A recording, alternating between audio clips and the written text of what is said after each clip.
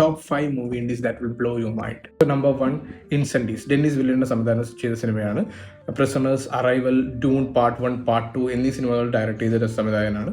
ഈ സിനിമയുടെ ഒരു സ്റ്റോറി എന്താണെന്ന് വെച്ച് കഴിഞ്ഞാൽ, ഒരു അമ്മയുണ്ട്. ആ അമ്മ സ്വന്തം മക്കൾക്ക് വേണ്ടി 2 ട്വിൻസ് ആണ്, അവർക്ക് രണ്ടുപേർക്കും വേണ്ടിയിട്ട് ഒരു കത്ത് കൊടുക്കുന്നുണ്ട്. ആ കത്തിൽ ലാസ്റ്റ് വിഷയമാണ് പറയുന്നത്, അവർക്കൊരു ബ്രദർ ഉണ്ടെന്നും അവർ അച്ഛനെയും ബ്രദറിനെയും കണ്ടുപിടിക്കാൻ വേണ്ടി അമ്മ പറയുന്നുണ്ട്. അവർക്ക് രണ്ടുപേർക്ക് ഏൽപ്പിക്കാൻ വേണ്ടി 2 ലെറ്റേഴ്സും അമ്മ കൊടുക്കുന്നുണ്ട്.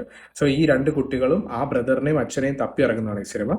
ഇത് ഒരു വാർ മിസ്റ്ററി ജോണറിൽ വരുന്നൊരു സിനിമയാണ്. പക്ഷെ വാർ എന്ന് പറഞ്ഞാൽ കൂടിയും വാറിൽ അഫക്റ്റഡ് ആയ ആൾക്കാരുടെ കഥ പറയുന്ന സിനിമയാണ്. രണ്ടാമത്തെ സിനിമയാണ് ഓൾഡ് വേൾഡ്.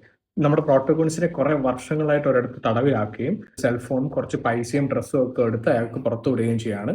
എന്താണ് സംഭവിച്ചത്, എന്തുകൊണ്ടാണ് അയാളെ ഇത്രയും നാൾ ഈ തടങ്കിലാക്കി, ഒന്നും അയാൾക്ക് അറിയാത്തൊരവസ്ഥയാണ്. സോ എന്തുകൊണ്ടാണ്, ആരാണ് അയാളെ ഈ തടങ്കിലാക്കിയെന്നും എന്തിനു വേണ്ടിയിട്ടാണ് തടങ്കിലാക്കിയെന്നും അറിയാൻ വേണ്ടിയിട്ട് ഇയാൾ ആ ആൾക്കാരെ തപ്പി കിടക്കുന്നതാണ് ഈ സിനിമ. ഒരു ആക്ഷൻ ത്രില്ലർ ജോണറിൽ വരുന്നൊരു സിനിമയാണ്. മൂന്നാമത്തെ സിനിമയാണ് സിക്സ് സെൻസ്. ഒരു കൊച്ചുകുട്ടിയാണ് ഇതിനകത്ത് പ്രോട്ടോഗണിസ്റ്റ് ആയിട്ട് വരുന്നത്. അവന് കുറേ മരിച്ച ആൾക്കാരെ കാണാനുള്ള ഒരു പവർ ഉണ്ട്, അവരോട് സംസാരിക്കാനൊക്കെ അവന് പറ്റും. സോ ഇതെന്താണ്, എന്തുകൊണ്ടാണ് വരുന്നത്, എന്താ ഇങ്ങനൊരു സംഭവം, അവന് ഈ സിറ്റുവേഷൻ ഹാൻഡിൽ ചെയ്യാൻ അറിയില്ല, അവൻ ഭയങ്കര പേടിച്ചിട്ടാണ് ഇരിക്കുന്നത്. സോ അവനൊരു സൈക്കോളജിസ്റ്റിനെ കാണും, ആ സൈക്കോളജിസ്റ്റിൽ ഈ ഒരു സിറ്റുവേഷൻ ഹാൻഡിൽ ചെയ്യാനും വേണ്ടി അവനെ ഹെൽപ്പ് ചെയ്യും. സോ അതാണ് ഈ സിനിമ സംസാരിക്കുന്നത്. ഒരു ഹൊറർ മിസ്റ്ററി ത്രില്ലർ ജോണറിലാണ് ഈ സിനിമ വരുന്നത്. നാലാമത്തെ സിനിമയാണ് ഷട്ടർ ഐലൻഡ്.